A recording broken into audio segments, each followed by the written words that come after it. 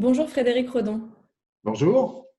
Merci d'être là aujourd'hui pour nous parler de votre engagement dans l'éducation à l'économie sociale et solidaire. Dans un premier temps, pouvez-vous vous présenter? Frédéric Redon, je suis chargé de mission à la Fondation Massif, ainsi que chargé de mission aussi à l'économie sociale et solidaire. Alors, pouvez-vous nous présenter la structure Fondation Massif et pourquoi est-ce que c'est une entreprise de l'économie sociale et solidaire? À l'origine, ça remonte un petit peu, on va faire un petit peu d'historique, c'est le fruit d'une réflexion en fait, qui est menée par les représentants des sociétaires de la Massif, qu'on appelle chez nous les délégués. La Fondation Massif voit le jour en 1993 et c'est l'une des premières fondations d'entreprise en France.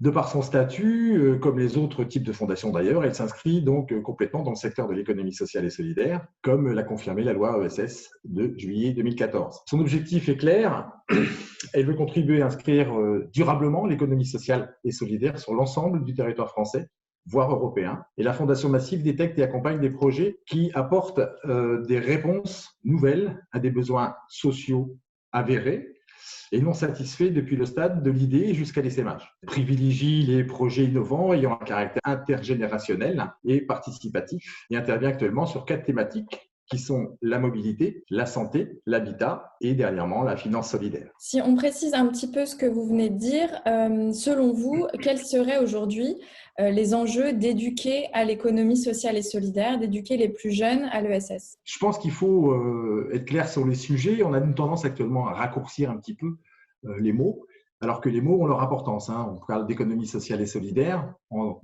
nommant le terme ESS.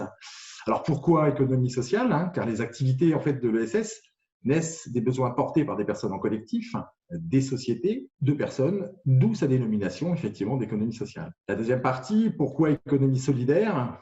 Tout simplement parce que les activités visent en premier lieu à améliorer la vie des personnes dans le sens du progrès humain, d'où cette notion de solidaire. Or, l'économie sociale et solidaire n'est que très peu enseignée à l'école, alors que les jeunes ont envie de s'engager. Les enseignants ont envie de nouveaux outils pédagogiques, de nouveaux carnets d'adresses. Pour nous, les valeurs et les principes citoyens de l'ESS sont une réponse au vivre ensemble, qui reste à mes yeux un élément primordial dans une société moderne. Pour moi, quelque part, l'économie sociale et solidaire doit rester une économie essentielle, d'où l'importance qu'elle soit enseignée aux générations futures. En tant que chargé de mission ESS ou salarié au sein de la Fondation Massif, quelle action menez-vous en faveur des jeunes pour justement leur faire découvrir l'économie sociale et solidaire?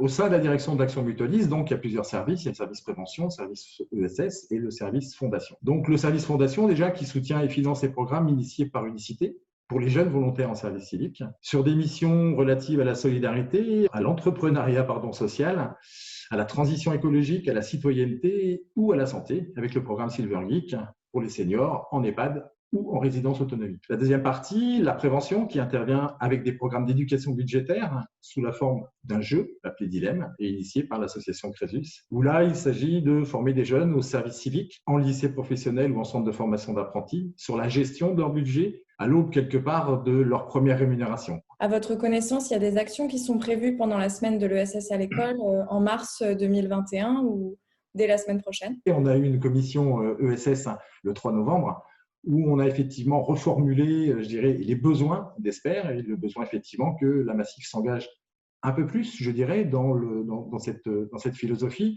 Lors des prochaines commissions qu'il y aura donc en février, on reviendra sur notre sujet, faire un tour de table avec nos délégués, connaître leurs possibilités d'investissement dans les établissements scolaires, mais je pense que ça sera plutôt sur le début de l'année prochaine. Merci beaucoup Frédéric, merci d'avoir été là aujourd'hui. À très bientôt. À très bientôt. Bon courage.